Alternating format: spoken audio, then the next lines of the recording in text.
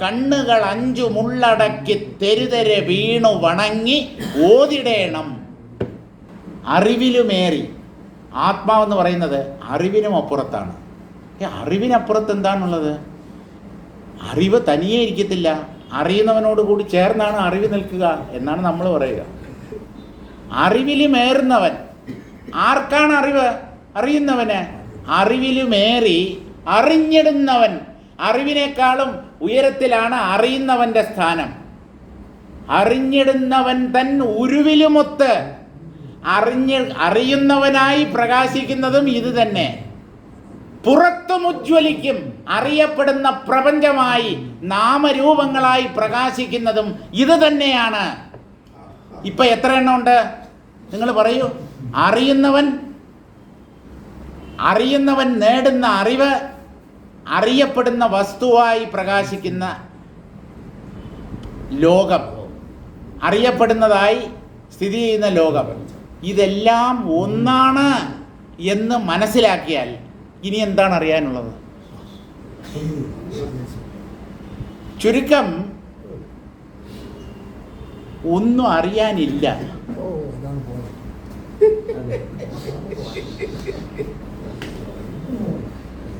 അല്ല, എന്നാലും സ്വാമി ജ്ഞാനം നേടണ്ടേ? എന്തിനെ കുറിച്ചുള്ള ജ്ഞാനം? എന്തിനെയാണ് നിങ്ങൾ അറിയാൻ ശ്രമിക്കുന്നത്? ആത്മാവിനെ, ബ്രഹ്മത്തെ. What is that? അതെന്താണത്? അല്ല, ഞാൻ അറിയാൻ ആഗ്രഹിക്കുന്ന ഒന്ന്. Is it different from you? നിങ്ങളിൽ നിന്ന് വ്യത്യസ്തമാണോ അത്? അതെ, വ്യത്യസ്തമാണ്. അതുകൊണ്ടാണല്ലോ ഞാൻ അറിയാൻ ആഗ്രഹിക്കുന്നത്. നിങ്ങൾ അതും പ്രത്യേകമായി നിൽക്കുന്നിടത്തോളം കാലം നിങ്ങൾക്കതിനെ അറിയാൻ കഴിയില്ല. തീർന്നു. അപ്പം നിങ്ങൾക്ക് യു നെവർ അറ്റൈൻ നോളജ്. കാരണം നിങ്ങളെ സെപ്പറേറ്റ് ആക്കി മാറ്റുന്നു. എന്നിട്ട് ആത്മാവിനെ സംതിങ് ഡിഫറെൻറ്റ് ഫ്രം മീ എന്ന് വിചാരിച്ചിട്ട് അതിനെ അറിയാൻ ശ്രമിക്കുന്നു. ഈ ദ്വൈതം, ഈ ഭേദം ഉള്ളിടത്തോളം കാലം ആത്മാവിനെ അറിയാൻ സാധ്യമല്ല. അപ്പൊ അറിയാൻ ശ്രമിക്കണ്ടെന്നാണോ?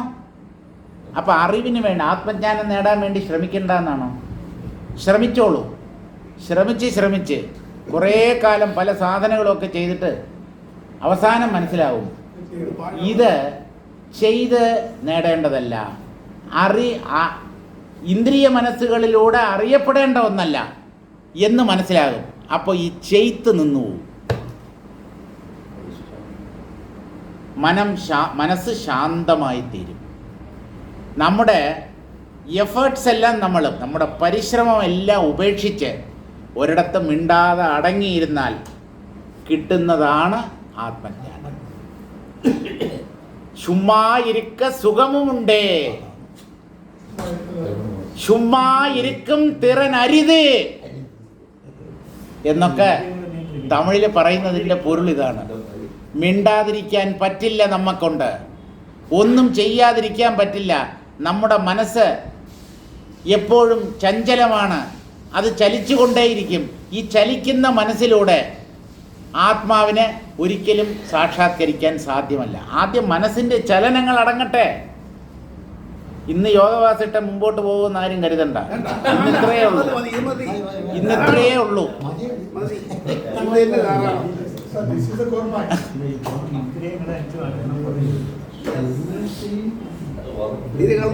ഇത്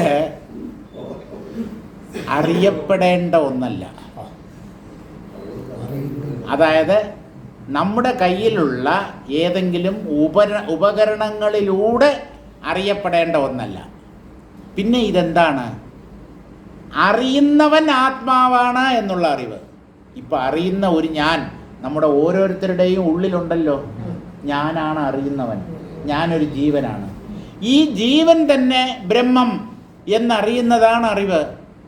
അതിന് വേറെ എന്താണ് ചെയ്യേണ്ടത്? അറിയണം.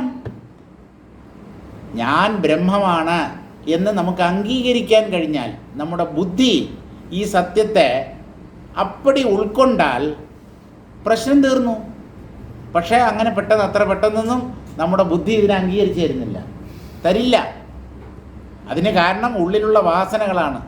എത്രയോ കാലമായി കൊണ്ടു നടക്കുന്നതല്ലേ ഈ ഞാനിനെ.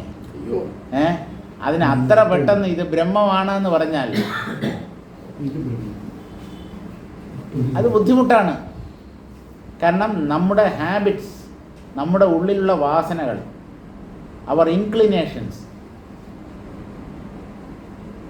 ലേറ്റൻറ്റ് ഇംപ്രഷൻസ്, അത് തന്നെ ഈ ജ്ഞാനത്തിന് തടസ്സമായി നിൽക്കും.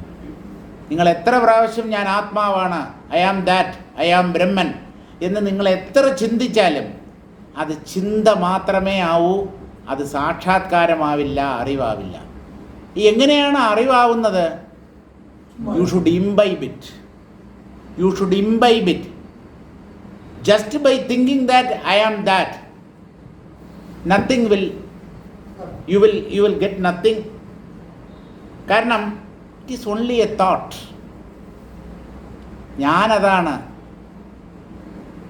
Who are you? What is that?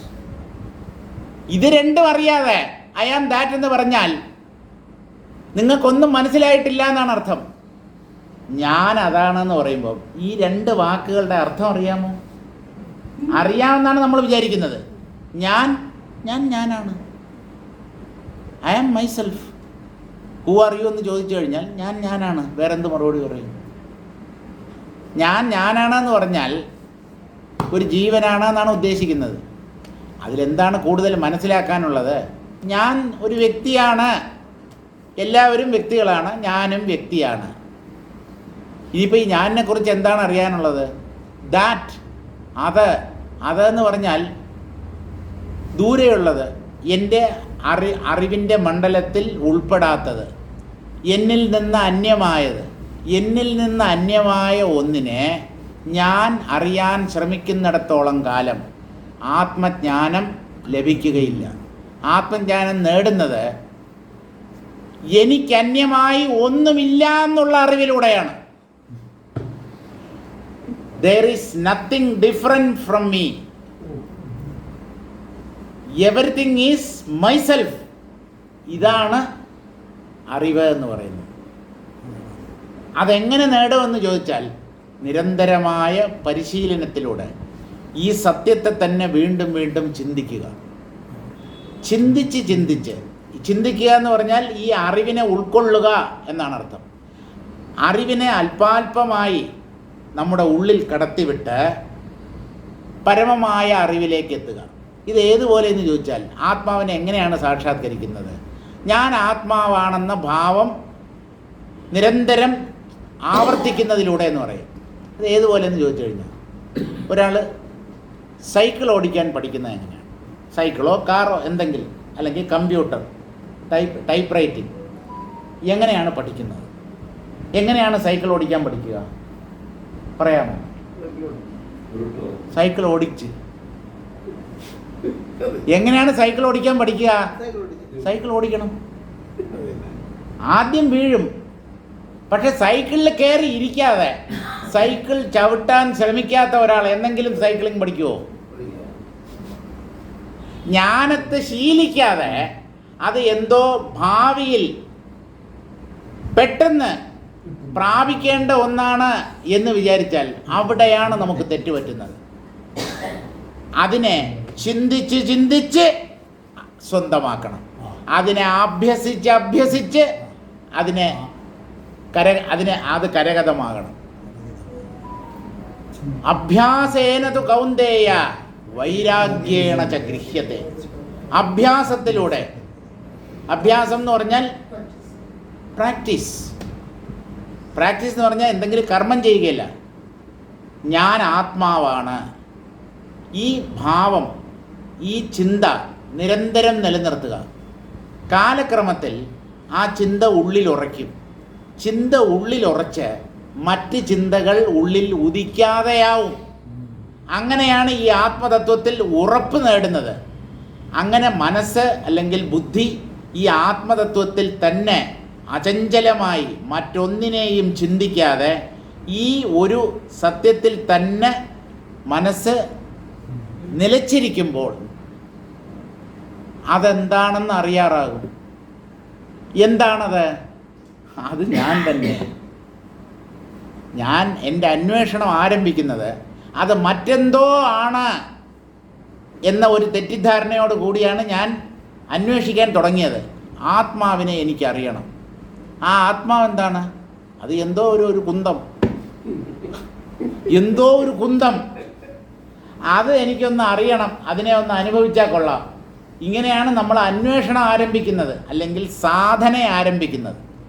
അവസാനം സാധന പാകപ്പെട്ട് അത് അനുഭവത്തിൽ പ്രകാശിക്കാൻ തുടങ്ങുമ്പോൾ അയ്യോ ഇത് ഞാൻ തന്നെയാണല്ലോ എന്നാണ് അറിയുന്നത്. അപ്പോൾ മറ്റൊന്നാണ് എന്ന് വിചാരിച്ച് അന്വേഷണം ആരംഭിച്ചു. അവസാനം അന്വേഷണം അവസാനിച്ചത് എവിടെയെന്നോ? അത് ഞാൻ തന്നെ എന്നുള്ള അറിവിൽ. ഇത് ആദ്യമേ എന്തുകൊണ്ട് ഇങ്ങനെ ചിന്തിക്കാൻ തോന്നിയില്ല? അതിന് മറുപടി നിങ്ങൾ തന്നെയാണ് പറയേണ്ടത്. ആദ്യമേ എന്തുകൊണ്ട് ഞാനാണ് ബ്രഹ്മം എന്ന് ചിന്തിച്ചില്ല? അറിവില്ലായ്മ. അതിനെ മറ്റൊന്നാണ്, തനിക്ക് അന്യമായ ഒന്നാണ് എന്ന് തെറ്റിദ്ധരിച്ചു. എന്നിട്ട് അതിനെ അറിയാൻ അല്ലെങ്കിൽ സാക്ഷാത്കരിക്കാൻ ശ്രമിച്ചു. സാക്ഷാത്കരിച്ച് കഴിഞ്ഞപ്പോൾ അയ്യയ്യോ അതാണല്ലോ എൻ്റെ ഉള്ളിലെ ഞാൻ, അതായത് അഹം ബ്രഹ്മാസ്മി എന്നർത്ഥം. ഇപ്പോൾ സംശയമൊന്നുമില്ല, വളരെ ക്ലിയറായി. എന്ത് ക്ലിയറായി? നിങ്ങൾ ആത്മാവിനെ സാക്ഷാത്കരിച്ചു. എന്താണ് അല്ലെങ്കിൽ ആരാണ് ഈ ആത്മാവ്? ഞാൻ തന്നെ.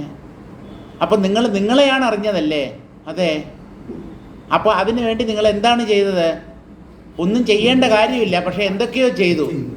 അവസാനം ഒന്നും ചെയ്യാതെ അടങ്ങിയിരുന്നപ്പോൾ ഞാൻ അതാണെന്നുള്ള അറിവുണ്ടായി. ഇത്രയേ ഉള്ളൂ. നമ്മൾ ഇതിന് മസിൽ പിടിച്ച് എന്തൊക്കെയോ ചെയ്ത് ആ സാധന ഈ സാധന, യോഗം, പ്രാണായാമം, മെഡിറ്റേഷൻ, ട്രാൻസെൻഡൻ്റൽ മെഡിറ്റേഷൻ, ഒന്നും മോശമല്ല. ആ സാധന ഈ സാധന എന്തൊക്കെയാണ് മനുഷ്യരുടെ തലകുത്തി നിൽക്കുന്നു. മലയുടെ മുകളിൽ വലിഞ്ഞു കയറുന്നു, കടലിൻ്റെ ഉള്ളിലേക്ക് ഊളിയിട്ടിറങ്ങുന്നു. എന്തിനെ അറിയാൻ? ഞാൻ ആത്മാവാണ് എന്ന ലഘുവായ സത്യത്തെ അറിയാൻ എന്തൊക്കെയോ ചെയ്യുന്നു.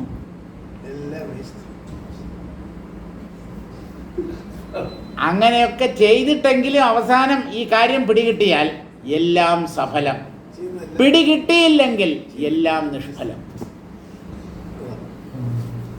ശ്രമയേവ ഹി കേവലഃ. Strain, loss of energy, tiredness, disappointment, ഇതായിരിക്കും ആത്മാവിനെ പലതും ചെയ്തിട്ടും നേടാത്ത ഒരാൾക്ക് അവസാനം കൈമുതലായി കിട്ടുന്നത്. അങ്ങനെയാണ് മനുഷ്യർ ദുഃഖിക്കുന്നത്. എന്തൊക്കെയോ ചെയ്തു, സാധനങ്ങൾ എന്തൊക്കെയോ, എത്രയോ കൊല്ലം പലതും ചെയ്തു നോക്കി, പല മഹാത്മാക്കളെയും സമീപിച്ചു, പല പുസ്തകങ്ങളും വായിച്ചു, എന്തൊക്കെയോ പഠിച്ചു, ആരുടെയൊക്കെയോ പ്രഭാഷണം കേട്ടു. പക്ഷേ ആത്മജ്ഞാനം മാത്രം ലഭിച്ചില്ല. You have wasted your life. എന്തുകൊണ്ടെന്ന് ചോദിച്ചാൽ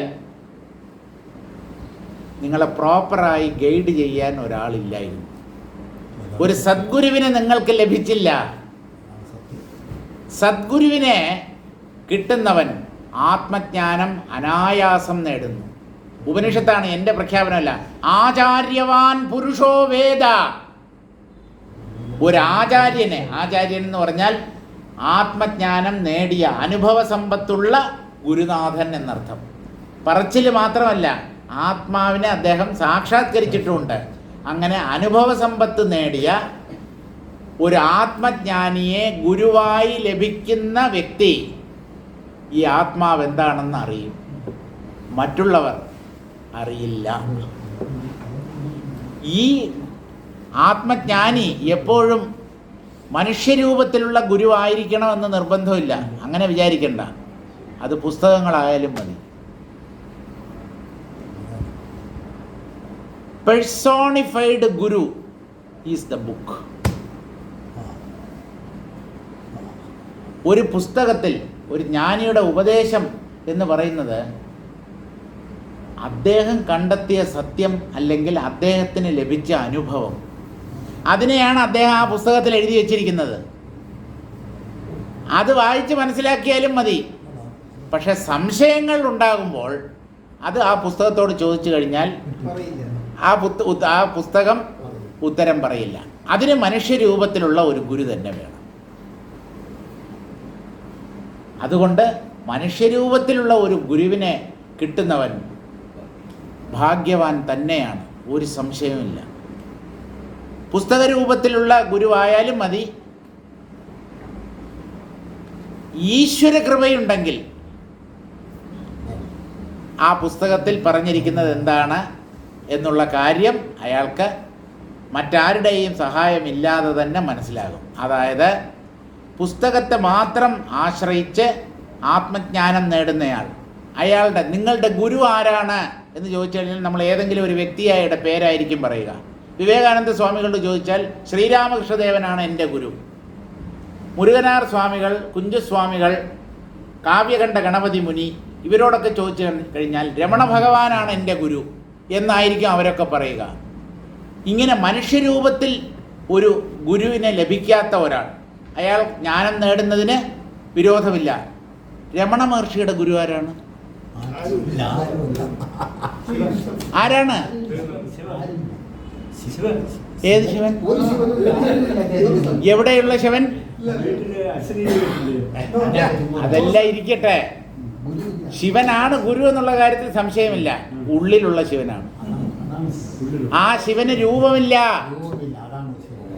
അതായത് ആ ഈശ്വരൻ തന്നെ ഗുരു. നിങ്ങൾക്ക് മനുഷ്യരൂപത്തിൽ തന്നെ ഒരു ഗുരുവിനെ ലഭിക്കണമെന്ന് നിർബന്ധമൊന്നുമില്ല. ഈശ്വരോ ഗുരുരാത്മേതി മൂർത്തിഭേദ വിഭാഗിനെ വ്യോമവത് വ്യാപ്തദേഹായ ദക്ഷിണാമൂർത്തയേ നമഃ.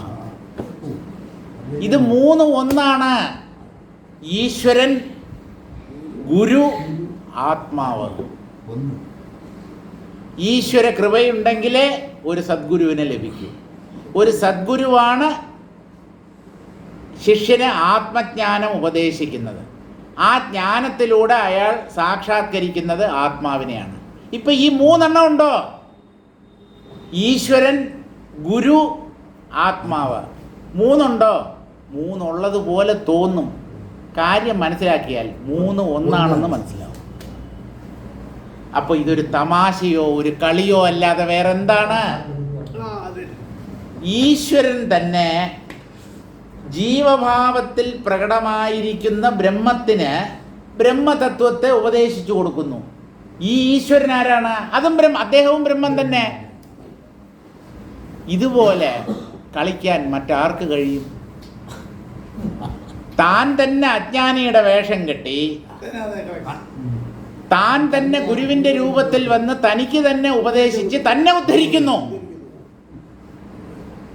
ഇതല്ലാതെ ജ്ഞാനത്തിൽ വേറെ എന്താണ് സംഭവിക്കുന്നത്? അഹോ നാടകം നിഖിലം. ഇതൊരു നാടകമാണ്. എവിടെയാണ്, ഏത് സ്റ്റേജിലാണ് ഈ നാടകം എന്ന് ചോദിച്ചാൽ ആത്മാവിലാണ് ഈ നാടകം. ആരാണ് നടന്മാർ, നടിമാർ? ഒരൊറ്റ നടനേ ഉള്ളൂ, ഒറ്റ നടനേ ഉള്ളൂ. പക്ഷേ മൾട്ടി റോളിൽ ആ ഒരു നടൻ തന്നെ. നമ്മൾ ഡബിൾ റോൾ, ത്രിബിൾ റോൾ എന്നൊക്കെ പറയുന്നില്ലേ? ഇവിടെ മൾട്ടി റോളാണ്. ഈ ലോകത്ത് എന്തെന്തുണ്ടോ അതെല്ലാം ഈശ്വരൻ കെട്ടിയ വേഷങ്ങൾ. ഒരൊറ്റ നടൻ പല വേഷങ്ങളിൽ അഭിനയിക്കുന്നു. അതിനെന്താ? നടൻ ഒരാളാണെന്ന് മനസ്സിലാക്കിയാൽ പ്രശ്നമില്ല. പക്ഷേ ഓരോ കഥാപാത്രവും വേഷത്തിനനുസരിച്ച് അഭിനയിക്കുന്നു. അതാണ് വേറൊരു ബ്യൂട്ടി. സിംഹവേഷം കെട്ടിയ ഈശ്വരൻ മാനിന്റെ വേഷം കെട്ടിയ ഈശ്വരനെ ഭക്ഷിക്കുന്നു.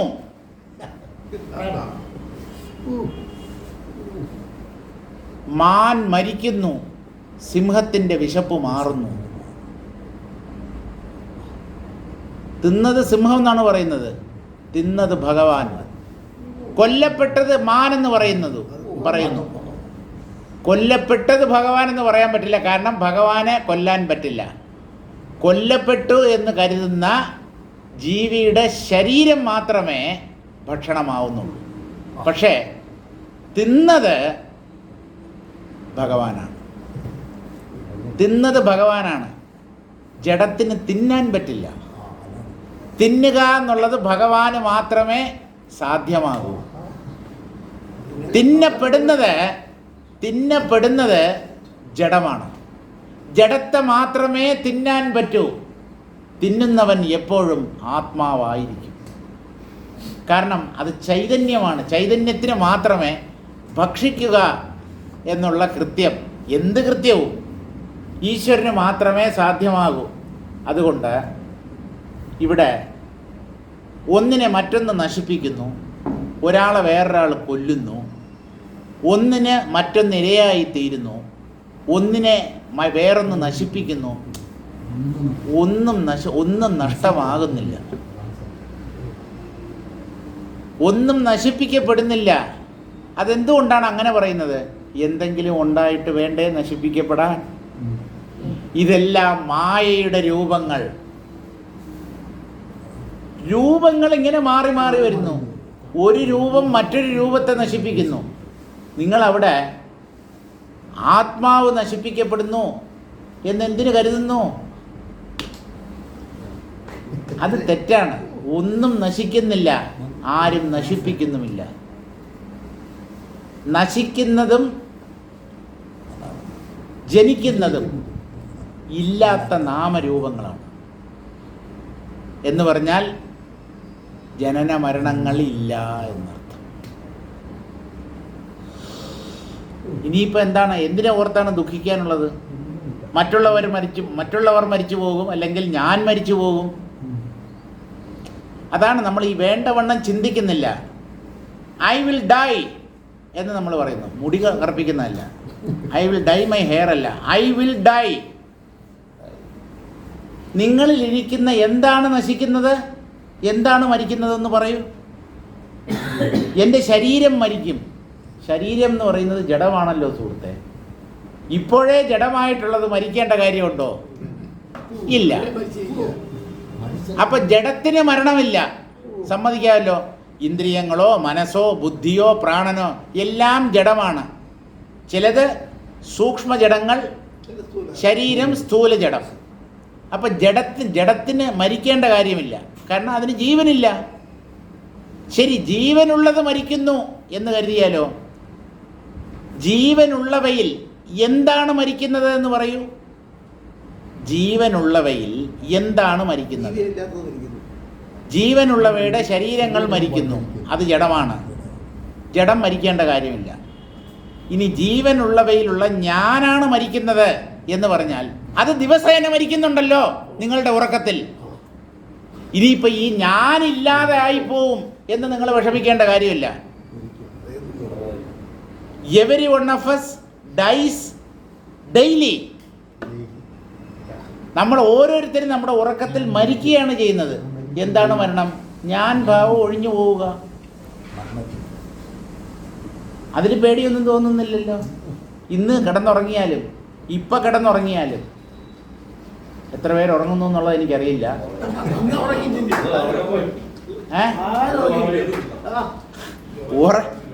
എപ്പോൾ ഉറങ്ങിയാലും ഈ ഞാൻ കുറച്ച് സമയത്തേക്ക് ഉണ്ടാവത്തില്ലല്ലോ. ഉണ്ടാവും, അതിനെ നമ്മൾ അറിയത്തില്ലല്ലോ. അപ്പം ഞാനിനെ അറിയാതിരിക്കുന്നത് കൊണ്ട് നമ്മളില്ലാതാവുന്നില്ല. അതിനുള്ള ഉത്തമ ദൃഷ്ടാന്തമാണ് ഉറക്കവും അബോധാവസ്ഥയും. ഞാൻ അറിയാതിരുന്നത് കൊണ്ട് അതില്ലാതായി പോകുന്നില്ല. അപ്പോൾ ആ ഞാനെന്ന് പറയുന്നത് ഉള്ളപ്പോഴും കള്ളമല്ലേ?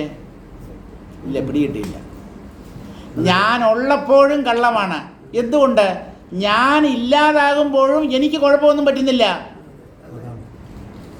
അപ്പോൾ ഈ ഞാനെന്ന് പറയുന്ന വ്യക്തിത്വം, ഈഗോ ഇല്ലാത്തതാണ്.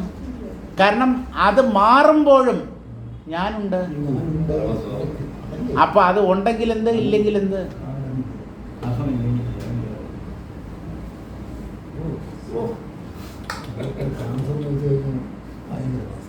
ഞാൻ നശിക്കും, ഞാനില്ലാതാവും. ഇതാണ് മരണഭയത്തിൻ്റെ തായ്വേര്.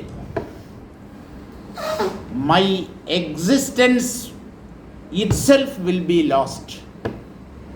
I will be lost or I will die എന്നതുകൊണ്ട് നമ്മൾ ഉദ്ദേശിക്കുന്നത് ഞാൻ ഇല്ലാതാകും. I will lose my existence. I will become non existent. ഇതാണ് മരണഭയത്തിന് കാരണം. അതെന്തുകൊണ്ടെന്ന് ചോദിച്ചാൽ ഈ ക്യാപിറ്റൽ ഐ അതെന്താണെന്ന് നിങ്ങൾക്ക് ഇനിയും തീരുമാനിക്കാൻ കഴിഞ്ഞിട്ടില്ല. ദിസ് ക്യാപിറ്റൽ ഐ അങ്ങനെ ഒന്നില്ല. ഫസ്റ്റ് പേഴ്സൺ പ്രോനൗൺ നമ്മൾ പറയും. ഫസ്റ്റ് പേഴ്സൺ സിംഗുലർ പ്രോനൗൺ, അതാണ് ക്യാപിറ്റൽ ഐ. അത് കള്ളമാണെന്ന്. കാരണം ഉറക്കത്തിൽ അപ്രത്യക്ഷമാകുന്നു. അബോധാവസ്ഥയിലും അനസ്തേഷ്യ നൽകപ്പെടുമ്പോഴും ഈ ഞാനില്ല. പക്ഷേ ആ വ്യക്തി മുഴുവനായി തന്നെയാണ് വീണ്ടും ബോധാവസ്ഥയിലേക്ക് വരുന്നത്. അപ്പോൾ ആക്ച്വലി വാട്ട് ഈസ് ലോസ്റ്റ്? ഞാനിനെ ഞാൻ അറിയാതിരുന്നു എന്നുള്ളത് ശരി. കുറേ നേരത്തേക്ക് എനിക്ക് ഞാനിൻ്റെ അനുഭവമില്ലാതിരുന്നു. പക്ഷെ താങ്കൾക്ക് ഒരു കുഴപ്പവും പറ്റിയിട്ടില്ലല്ലോ.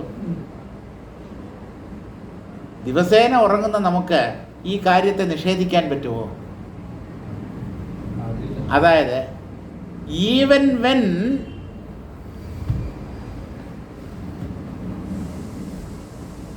the knowledge of I or the experience of I disappears, something remains. ഞാൻ എന്നുള്ള ഭാവമാണ് ഇല്ലാതാവുന്നത്. അപ്പോഴും സംതിങ് കോൺക്രീറ്റ് റിമൈൻസ്. അതാണ് ഈ ഞാൻ അപ്രത്യക്ഷമായിരിക്കുന്ന സമയത്ത് ആ അവസ്ഥയെ അറിഞ്ഞുകൊണ്ടിരുന്നത്.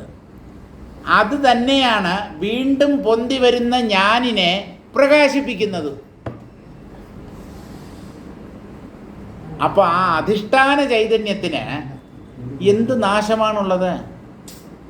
ഞാൻ എന്ന ജീവഭാവത്തെ ഉണ്ടെന്നറിയുന്നതും അതില്ലാന്ന് അറിയിച്ചു തരുന്നതും മറ്റൊന്നാണ്. അതൊരിക്കലും ഇല്ലാതാവുന്നില്ല. അതാണ് ആത്മാവ്. നമുക്ക് വേണമെങ്കിൽ that is the real I. ഈ പൊന്തി മറയുന്നത് ഫാൾസ് ഐ എന്ന് വേണമെങ്കിൽ പറയാം. കാരണം പൊന്തി മറയുന്നത് കൊണ്ട് തന്നെ അത് വാസ്തവമല്ല. മറ്റേത് പൊന്തുകയോ മറയുകയോ ചെയ്യുന്നില്ല, എപ്പോഴുമുണ്ട്. ആ ബേസിലാണ് ഈ ഫാൾസ് ഐ പൊന്തുകയും മറയുകയും ചെയ്യുന്നത്. അതുകൊണ്ട് ഈ പൊന്തി മറയുന്ന ഞാനിനെ അറിയുന്ന അല്ലെങ്കിൽ അതിന് അധിഷ്ഠാനമായിരിക്കുന്ന മറ്റൊന്നുണ്ട്. അതാണ് ആത്മാവ്. അതിൽ തോന്നിയ ഒരു ഭ്രമം മാത്രമാണ് ഈ വ്യക്തിത്വം അല്ലെങ്കിൽ അഹന്ത. അപ്പോൾ അത് ഞാൻ ആരാണെന്നുള്ളതിനെക്കുറിച്ച് വ്യക്തമായ ഒരു ധാരണ ഉണ്ടാവണം. അത് ചിന്തിക്കുന്നതിലൂടെയേ അതിനെ നേടാൻ പറ്റൂ.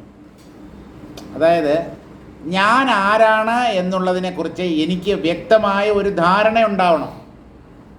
വ്യക്തമായ ധാരണ ഇല്ലാതാകുമ്പോഴാണ് നമുക്ക് തെറ്റിദ്ധാരണ ഉണ്ടാവുന്നത്. തെറ്റിദ്ധാരണയാണ് ഭയത്തിന് കാരണം. അപ്പം തെറ്റിദ്ധാരണ നീക്കുക, ശരിയായ ധാരണ ഉണ്ടാക്കിയെടുക്കുക. അതായത് ഞാൻ ആത്മാവാണെന്ന ഉണ്മ അംഗീകരിക്കുക. അങ്ങനെ മാത്രമേ തെറ്റിദ്ധാരണയെ നീക്കാൻ പറ്റൂ. ഒരു ശ്ലോകമെങ്കിലും പൂർത്തിയാക്കാം. ചിന്മാത്ര സത്താ സാമാന്യാത് ഋതേ അന്യൻ ആത്മതദ്വിതാം. ആത്മതത്വത്തെ മാറ്റിയാൽ, ആത്മാവിനെ അംഗീകരിക്കാത്ത ഒരാൾ താനില്ല എന്ന് പറയുന്നവനെ പോലെയാണ്. ഇതാണ് ഉപനിഷത്ത് പറയുന്നത്. അസന്നേവ സ ഭവതി അസദ്ബ്രഹ്മേതി വേദ ചേത് അസ്തി ബ്രഹ്മേതി ചേദ്വേദ സന്തമേനം തതോ വിദുരിതി. തൈത്തിരീയ ഉപനിഷത്തിൻ്റെ പ്രഖ്യാപനമാണ്. Suppose somebody says the self doesn't exist. Who is making this statement? The self. Self is denying its own existence. ഈ ഞാൻ എന്ന് പറയുന്നത് ആത്മാവാണ്. ആ ആത്മാവ് തന്നെ നിഷേധിക്കുകയാണ്. എങ്ങനെ? ആത്മാവെന്നൊന്നില്ല. വിഡ്ഢിത്തം എന്നല്ലാതെ എന്തു പറയാം? സംസാരശേഷിയില്ലാത്ത ഒരു വ്യക്തി, ഊമ എന്ന് നമ്മൾ പറയത്തില്ലേ, ഒരു ഊമ പറയുകയാണ് അമ്മയാണ് ഞാൻ ഊമയാണ് എന്ന്. എൻ്റെ അമ്മയാണ് ഞാൻ ഊമയാണ്, എനിക്ക് സംസാരശേഷിയില്ല, ഇങ്ങനെ പറയുകയാണ്. അയാളുടെ വാക്കിന് ആരെങ്കിലും വിശ്വസിക്കുമോ? കാരണം ഊമ സംസാരിക്കില്ല. If somebody says I am dumb, that very statement shows that he is not dumb. Because a dumb man can never speak. അയാൾ സംസാരിക്കുന്നു എന്നുള്ളത് തന്നെ അയാൾ ഊമയല്ല എന്നുള്ളതിൻ്റെ തെളിവാണ്. അതാണ് സെൽഫ് നിഗേഷൻ എന്ന് പറയുന്നത്. The self cannot negate itself. എന്തുകൊണ്ട്? നിഗേറ്റ് ചെയ്യുന്നത് തന്നെ സെൽഫാണ്. How can it negate itself? അതുകൊണ്ട് ആത്മാവിനെ നിഷേധിക്കാൻ പറ്റാത്തത് കൊണ്ട് ആത്മാവ് മാത്രമേ ഉള്ളൂ എന്ന് അംഗീകരിക്കുക. ആത്മാവില്ലാന്ന് നിങ്ങൾക്ക് തെളിയിക്കാൻ പറ്റുമോ? ദൈവമില്ല, ആത്മാവില്ല എന്നൊക്കെ പറഞ്ഞ് നടക്കുന്നവരുണ്ട്. Can they prove? They can't prove. ഇനി ആത്മാവ് ഉണ്ട് എന്നുള്ള ഫാക്റ്റിനെ can they disprove? So you can neither prove nor disprove. നിങ്ങളുടെ വാക്കിനെ എങ്ങനെയാണ് വിശ്വസിക്കേണ്ടത്? എന്തിനാണ് മറ്റുള്ളവർ വിശ്വസിക്കേണ്ടത്? ഈ ആത്മജ്ഞാനികളും ആത്മാവിനെ തെളിയിക്കുന്നില്ല, ആത്മാവില്ലെന്ന് പറയുന്നില്ല, അവർ ഡിസ്പ്രൂവ് ചെയ്യുന്നില്ല. They admit or they accept, but they can't prove. കാരണം ആ സെൽഫ് എക്സ്പീരിയൻസ് എന്നുള്ളത് ഓരോ വ്യക്തിയും സ്വയം അനുഭവിക്കേണ്ടതാണ്. അതുകൊണ്ട് നേരിട്ട് അതിനെ തെളിയിക്കാൻ പറ്റില്ല. പക്ഷേ ഇൻഫറൻസിലൂടെ ലോജിക്കിൻ്റെ സഹായത്തോടു കൂടി, യുക്തിയുടെ സഹായത്തോടു കൂടി ആത്മാവിൻ്റെ അസ്തിത്വത്തെ തെളിയിക്കാൻ പറ്റും. അതെന്താണ്? ആ അനുഭവത്തെ എനിക്ക് പകർന്നു തരൂ എന്നാലേ ഞാൻ വിശ്വസിക്കൂ എന്ന് പറഞ്ഞാൽ അത് സാധ്യമല്ല. ചിന്മാത്ര സത്താ സാമാന്യ ധൃതേ അന്യൻ ആത്മ തദ്വിതാം ദൃശ്യ അത്യന്ത അഭാവബോധേ. എപ്പോഴാണ് ഒരാൾ ആത്മാവിനെ സാക്ഷാത്കരിക്കുന്നത്? ദൃശ്യം ഇല്ല എന്ന് അയാൾക്ക് ബോധ്യപ്പെടുമ്പോൾ. When you are convinced that there is no ദൃശ്യ അറ്റ് ആൾ. ദൃശ്യം എന്ന് പറഞ്ഞാൽ ഡ്യുവാലിറ്റി എന്നർത്ഥം. താനല്ലാത്ത മറ്റൊന്ന്, അതാണ് ദൃശ്യം. ദൃശ്യം എന്ന് പറഞ്ഞാൽ സീൻസ് എന്ന് മാത്രമല്ല അർത്ഥം. Anything that is different from me is a scene. അത് ദൃശ്യമാണ്. അതായത് പൊന്തി മറയുന്നതെല്ലാം ദൃശ്യം എന്നർത്ഥം. ഏതാണോ പൊന്തുകയോ മറയുകയോ ചെയ്യാതെ എപ്പോഴും കോൺസ്റ്റൻ്റായി പെർമനൻ്റായി പൊന്തി മറയുന്ന ദൃശ്യങ്ങൾക്ക് അധിഷ്ഠാനമായി നിൽക്കുന്നത്, അതുമാത്രമായിരിക്കും സത്യം. അതിനെയാണ് ആത്മാവ് എന്ന് പറയുന്നത്. ആ ആത്മാവിനെ സൂക്ഷ്മമായ ബുദ്ധി കൊണ്ട് വേണം അറിയാൻ. ദൃശ്യ അത്യന്ത അഭാവബോധേ സർഗാസർഗദൃശോഹോ ക്ഷയേ. സർഗം സൃഷ്ടി അല്ലെങ്കിൽ ഉദ്ഭവം, അസർഗം എന്ന് പറഞ്ഞാൽ പ്രളയം അല്ലെങ്കിൽ നാശം. സൃഷ്ടിയും സംഹാരവും ഇല്ല എന്ന് എപ്പോൾ ഒരാൾ മനസ്സിലാക്കുന്നുവോ അപ്പോഴാണ് അയാൾ സൃഷ്ടി സംഹാരം ഈ രണ്ടിനെയും കടന്നു നിൽക്കുന്ന സ്ഥിതിയെ അറിയുന്നത്. നമുക്ക് 3 കാര്യങ്ങളാണ് ശാസ്ത്രങ്ങൾ പറഞ്ഞു തരുന്നത്: സൃഷ്ടി, സ്ഥിതി, സംഹാരം.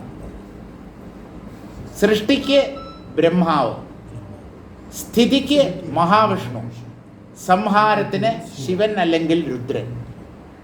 ഇതിൽ ആദ്യത്തേതും അവസാനത്തേതും ഇല്ലെങ്കിൽ ബാക്കി എന്തുണ്ട്? സ്ഥിതി, എറ്റേണൽ പ്രസൻസ് എന്ന് രമണ മഹർഷി പറയുന്നത് ഈ ആത്മാവിനെയാണ്. എറ്റേണൽ പ്രസൻസ്, അതായത് അതിന് സ്ഥിതി മാത്രമേ ഉള്ളൂ, പ്രസൻറ്റൻസ് മാത്രമേ ഉള്ളൂ, പാസ്റ്റും ഫ്യൂച്ചറും ഇല്ല. എന്തുകൊണ്ടെന്നാൽ പാസ്റ്റിലും ഈ പ്രസൻറ്റ് തന്നെയായിരുന്നു, ഫ്യൂച്ചറിലും ഇത് മാത്രമേ ഉണ്ടാവൂ. അതായത് കാലത്തെ അതിവർത്തിച്ചിരിക്കുന്ന സത്യം, ടൈംലെസ് റിയാലിറ്റി. പാസ്റ്റ്, ഫ്യൂച്ചർ ഈ 2 വാക്കും പ്രസൻറ്റുമായിട്ട് കണക്ട് ചെയ്താണ് നമ്മൾ പറയുന്നത്. ഭൂതകാലം, വർത്തമാനകാലം, ഭാവികാലം, പ്രസൻറ്റ്. എപ്പോഴും പാസ്റ്റ്, ഫ്യൂച്ചർ ഇത് രണ്ടിനെയും കുറിച്ച് ഒരു വ്യക്തി സംസാരിക്കുന്നത് പ്രസൻറ്റിലാണ്. അല്ലെന്ന് നിങ്ങൾക്ക് നിഷേധിക്കാൻ പറ്റുമോ? Only in the present you can talk about either the past or the future. പാസ്റ്റിൽ നമുക്ക് സംസാരിക്കാൻ പറ്റില്ല, past because it has gone. ഫ്യൂച്ചറിൽ നമുക്ക് പോകാനും പറ്റില്ല. പക്ഷേ ഇത് രണ്ടും ഐഡിയ മാത്രമാണ്, concept. Past events, things which are yet to come or happenings which are yet to come. അതൊക്കെ നമ്മൾ സംസാരിക്കുന്നത് പ്രസൻറ്റിലാണ്. ഇനി ഒരു കാര്യം കൂടെ നമുക്ക് ആലോചിക്കാം. What is past? കഴിഞ്ഞുപോയ പ്രസൻ്റാണ് past. Past present is past. Past once it was the present, now it has become the past. അതുപോലെ ഫ്യൂച്ചർ എന്ന് നമ്മൾ പറയുന്നത്, ഫ്യൂച്ചറിലേക്ക് നമ്മൾ പോയി കഴിഞ്ഞാൽ future will become the present. അപ്പോൾ there is only present, പാസ്റ്റും ഇല്ല ഫ്യൂച്ചറും ഇല്ല. അത് 2 ഐഡിയാസ് മാത്രമാണ്. ഉണ്മ, നിലനിൽപ്പ്, എക്സിസ്റ്റൻസ്, അത് തന്നെയാണ് ആത്മാവ് എന്നും ഉള്ളതായിരിക്കുന്നത്. അതുകൊണ്ടാണ് രമണ മഹർഷി ഈ ആത്മതത്വത്തെ എറ്റേണൽ പ്രസൻറ്റ് എന്ന് പറഞ്ഞത്. ആ ആത്മതത്വത്തിൽ പാസ്റ്റും ഫ്യൂച്ചറും ഒന്നുമില്ല, എപ്പോഴും പ്രസൻറ്റ് മാത്രമേ ഉള്ളൂ. എപ്പോഴും പ്രസൻറ്റ് എന്ന് പറഞ്ഞാൽ നമ്മൾ മനസ്സിലാക്കേണ്ട ഒരു കാര്യം കൂടെയുണ്ട്. ആ പ്രസൻറ്റ് എന്ന് പറയുന്നത് സാധാരണ നമ്മൾ പ്രസൻറ്റ് എന്ന് പറയുന്ന പ്രസൻ്റ് അല്ല. It is beyond the time. Time, കാലത്തിനപ്പുറത്തുള്ളതിനെയാണ് എറ്റേണൽ പ്രസൻറ്റ് എന്ന് പറയുന്നത്. റിലേറ്റീവായിട്ടുള്ള പാസ്റ്റും പ്രസൻറ്റും ഫ്യൂച്ചറും കള്ളമാണ്. നമ്മളിവിടെ പ്രസൻ്റ് എന്ന് പറയുമ്പോൾ റിലേറ്റീവായിട്ടുള്ളതിനെ അല്ല ഉദ്ദേശിക്കുന്നത്. അതുകൊണ്ട് അത് കുറച്ചുകൂടെ വ്യക്തമാകാൻ വേണ്ടിയാണ് എറ്റേണൽ പ്രസൻറ്റ് എന്ന് പറഞ്ഞത്.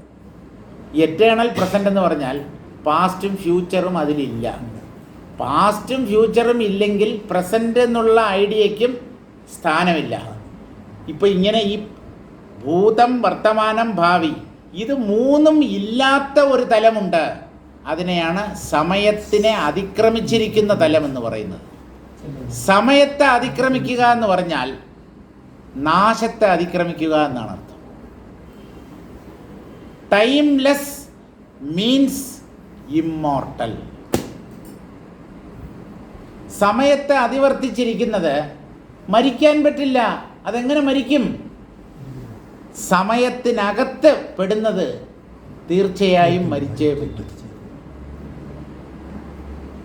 ദൃശ്യം ഇല്ല എന്നറിയുക, ദൃശ്യം മായയാണെന്നറിയുക, അല്ലെങ്കിൽ ദൃശ്യമായി കാണപ്പെടുന്നത് ആത്മാവാണെന്നറിയുക. രണ്ടായാലും വേണ്ടില്ല. ദൃശ്യം, അതായത് ദൃശ്യം കള്ളമാണ്, ഇത് തീരുമാനിക്കാൻ പറ്റുമോ? ഇല്ല, അത് പ്രയാസമാണ്, ബുദ്ധിമുട്ടാണ്. ദൃശ്യം ഉള്ളതാണല്ലോ, അതിനെ ഇല്ലയെന്ന് എനിക്ക് തീരുമാനിക്കാൻ പറ്റില്ല. ഓക്കെ, ഉണ്ട് എന്ന് വിചാരിച്ചോളൂ. പക്ഷേ ഈ ദൃശ്യമായി കാണപ്പെടുന്നത് ആത്മാവാണ് എന്നുകൂടെ കൂട്ടിച്ചേർത്തോളൂ. ഇല്ല എന്ന് തീരുമാനിക്കാനാണല്ലോ നിങ്ങൾക്ക് ബുദ്ധിമുട്ട്. ഉണ്ട് എന്ന് തന്നെ വിചാരിച്ചോളൂ. പക്ഷേ നിങ്ങൾ ഉണ്ടെന്ന് പറയുന്ന ഈ ദൃശ്യങ്ങൾ വാസ്തവത്തിൽ ആത്മാവാണ് എന്നുകൂടെ ചേർത്ത് ഓർമ്മിച്ചോളൂ. അതൊരു അനുസ്മരണമായിക്കോട്ടെ. അനുസ്മരണം എന്നുള്ള വാക്കിൻ്റെ അർത്ഥം എന്താണ്? കൂടെ ഓർമ്മിക്കുക എന്നാണ്.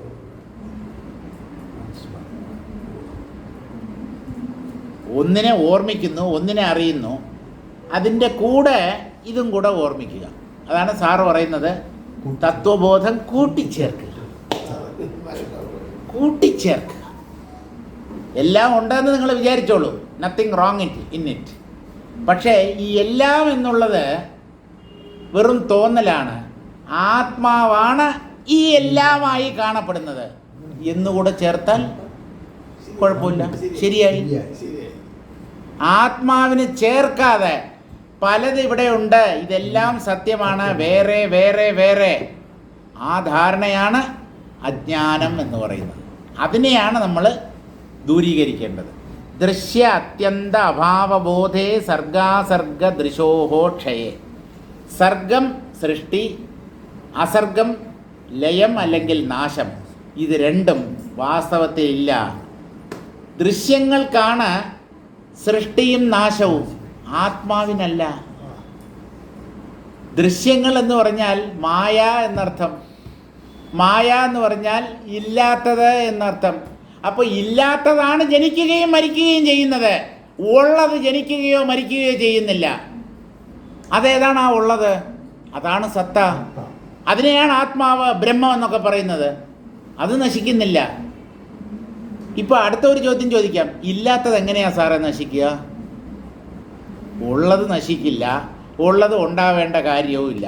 അതുകൊണ്ട് ഉള്ളതിന് ജനനമില്ല, ജനിക്കാത്തതായതുകൊണ്ട് അത് നശിക്കുകയുമില്ല. അപ്പോൾ ഈ ഉണ്ടാവുന്നതും നശിക്കുന്നതും ഒക്കെ ഇല്ലാത്തതാണല്ലോ. ആ, അങ്ങനെ തന്നെ. ഇല്ലാത്തത് എങ്ങനെയാണ് ജനിക്കുക? ഇല്ലാത്തത് നശിക്കേണ്ട കാര്യമുണ്ടോ?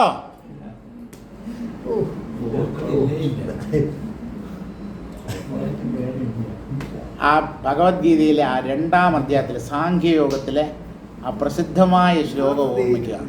നാസതോ വിദ്യതേ ഭാവോ നാഭാവോ വിദ്യതേ സതഃ ഉഭയോരപി ദൃഷ്ടോന്തഃ ത്വനയോസ്തത്വദർശിഭിഃ.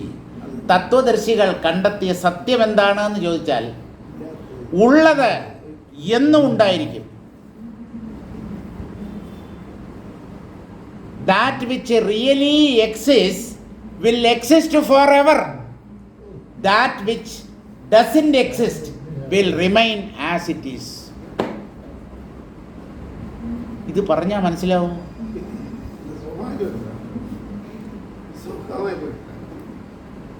അതായത് an existent thing or an existing തത്വം will continue to exist forever. A non-existent principle or thing or whatever it may be, non-existence is always non-existent. സിമ്പിളായിട്ട്, കുറച്ചുകൂടെ സിമ്പിളായിട്ട് പറഞ്ഞുതരാം. ഉള്ളത് എന്നും ഉണ്ടായിരിക്കും, ഇല്ലാത്തത് ഒരിക്കലും ഇല്ല.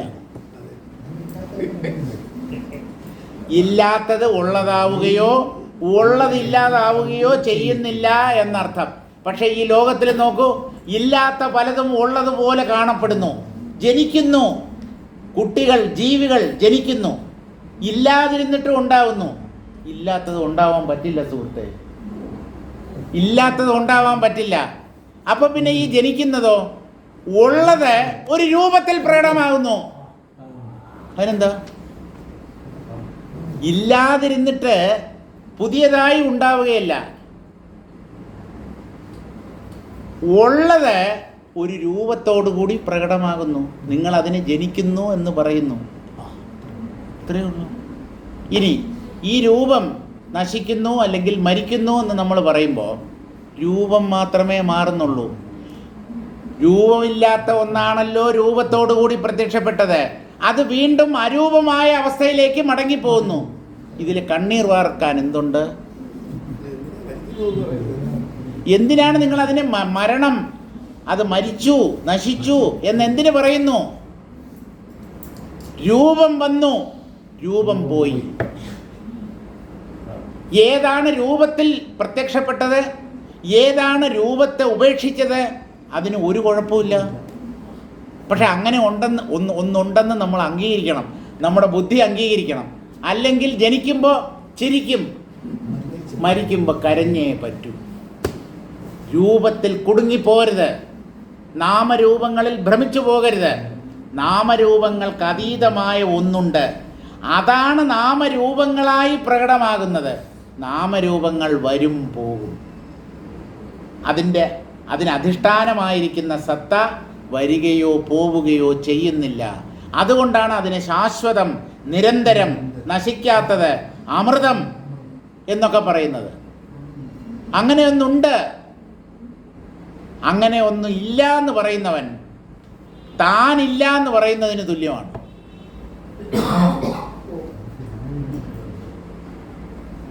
ആത്മാവില്ല എന്ന് പറയുന്നവൻ ഞാനില്ല എന്ന് പറയുന്ന ഒരാളെ പോലെയാണ്.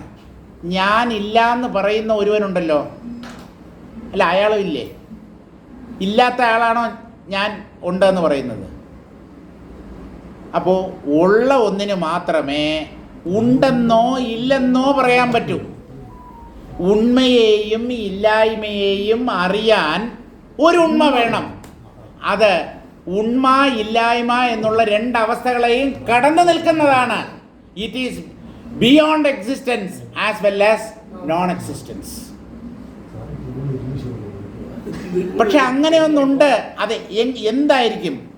അതിൻ്റെ സ്വരൂപം എന്താണ്? ഒന്ന് ഉണ്ടെന്ന് പറയും, അല്ലെങ്കിൽ ഇല്ല എന്ന് പറയും. ഇല്ലായ്മയ്ക്കും ഉണ്മയ്ക്കും അപ്പുറത്ത് നിൽക്കുന്ന ഒന്ന് എന്ന് പറഞ്ഞാൽ ഇറ്റ് ഈസ് ഇൻകോംപ്രിഹെൻസിബിൾ. അത് നമ്മുടെ ബുദ്ധിക്ക് ഉൾപ്പെടുന്ന ഒന്നല്ല. ബുദ്ധി കൊണ്ട് അതിനെ ഗ്രഹിക്കാൻ പറ്റില്ല. ഒരു രഹസ്യം കൂടെ പറഞ്ഞു തരട്ടെ. ബുദ്ധിയെ ഉണ്ടെന്നറിയുന്നത് അതാണ്. ബുദ്ധിയെ ഉണ്ടെന്ന് അറിയുന്ന ഒന്നിനെ ബുദ്ധിക്കറിയാൻ സാധ്യമല്ല. ഏതൊന്നാണോ ബുദ്ധിയുടെ അസ്തിത്വത്തെ അറിയിച്ചു തരുന്നത് അതിനെ അറിയാൻ ബുദ്ധിക്ക് പറ്റില്ല.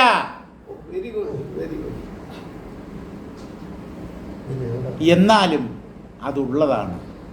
എന്തുകൊണ്ടെന്ന് ചോദിച്ചാൽ ബുദ്ധിയുണ്ടെന്ന് നമ്മൾ അറിയുന്നു, അതുകൊണ്ട് അതിനെ അറിയിച്ചു തരുന്ന ഒന്നുണ്ടായേ പറ്റൂ. അതുകൊണ്ട് ആത്മാവുണ്ട്. അതുകൊണ്ട് ആത്മാവുണ്ട്. അതുകൊണ്ട് ആത്മാവ് മാത്രമേ ഉള്ളൂ. അതുകൊണ്ട് മറ്റൊന്നുമില്ല.